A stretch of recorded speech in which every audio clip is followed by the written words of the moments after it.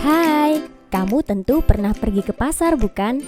Eits, jangan berpikir kalau pasar itu identik dengan becek-becekan saja.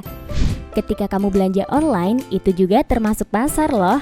Kamu lihat, di pasar ini ada penjual, pembeli, dan barang-barang yang diperjualbelikan. Iya, pasar itu tempat bertemunya calon penjual dan pembeli, baik secara langsung maupun tidak langsung, untuk melakukan transaksi jual beli barang atau jasa. Meski kamu taunya pasar itu bangunan yang ada penjual dan pembelinya, kamu salah. Karena pasar itu bukan hanya bangunan fisik yang terdapat penjual dan pembeli yang melakukan transaksi, tetapi juga termasuk pasar abstrak yang tidak dapat kita sentuh ataupun kita lihat fisiknya. Pada setiap pasar barang terdapat berbagai bentuk persaingan, baik persaingan yang sangat ketat, persaingan longgar, persaingan yang sangat lemah, maupun pasar tanpa persaingan. Persaingan ini dapat berupa persaingan antar pembeli maupun persaingan antar penjual. Persaingan antar penjual itu mengakibatkan terdapat berbagai jenis pasar. Apakah kamu sudah tahu? Kalau belum, aku akan mengajakmu melihat berbagai jenis pasar barang.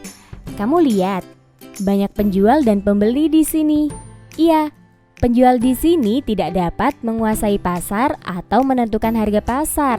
Akan tetapi mereka hanya dapat menyesuaikan harga produksinya dengan harga pasar yang berlaku.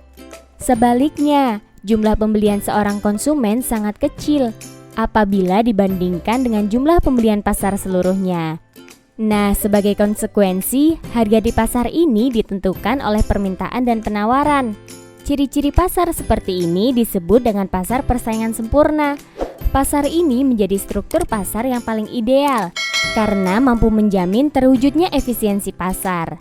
Dalam kerjanya, pasar persaingan sempurna ini memiliki beberapa kelebihan. Di antaranya, di pasar persaingan sempurna ini masuknya pengusaha baru menyebabkan jumlah barang yang ditawarkan akan bertambah pada harga yang sama, sehingga perusahaan-perusahaan yang ingin bertahan harus mencapai ongkos produksi minimum.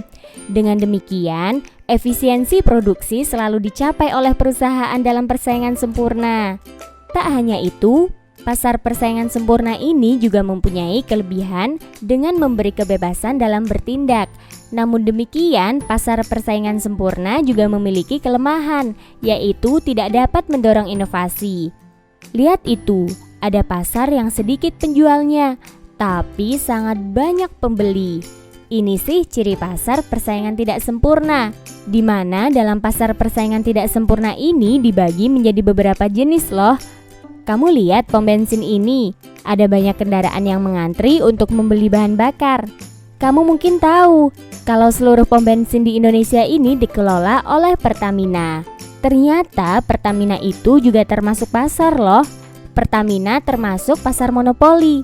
Sesuai namanya, pasar ini hanya terdapat satu perusahaan yang menguasai seluruh penawarannya. Perusahaan monopoli menghasilkan produk yang tidak diproduksi oleh perusahaan lain. Selain Pertamina, ada PLN dan PT KAI. Itu juga termasuk pasar monopoli loh. Kita geser yuk ke perusahaan air mineral itu. Wah, ternyata mereka hanya menjual air mineral saja ya. Oh iya, aku ingat. Tidak hanya perusahaan ini saja yang menjual air mineral, tapi ada yang lain juga. Nah, kalau ciri seperti ini kamu bisa menyebutnya dengan pasar oligopoli. Berbeda dengan pasar monopoli tadi, pasar oligopoli ini dikuasai oleh beberapa perusahaan. Namun jumlah barang yang ditawarkan tetaplah homogen atau satu jenis saja. Kamu lihat berbagai motor di dealer itu, sejenis kan? Eits, tapi ternyata motor itu satu sama lainnya berbeda merek loh. Nah, ini bisa kamu sebut dengan pasar monopolitis, di mana beberapa produsen dengan jenis barang yang serupa namun karakteristiknya berbeda-beda. Produsen juga mempunyai kemampuan untuk mempengaruhi harga pasar, tapi tidak terlalu besar dibandingkan dengan pasar monopoli dan oligopoli. Gimana? Kamu sudah paham kan ya? Oke deh, kalau gitu sampai jumpa di pembelajaran asyik lainnya. Dah.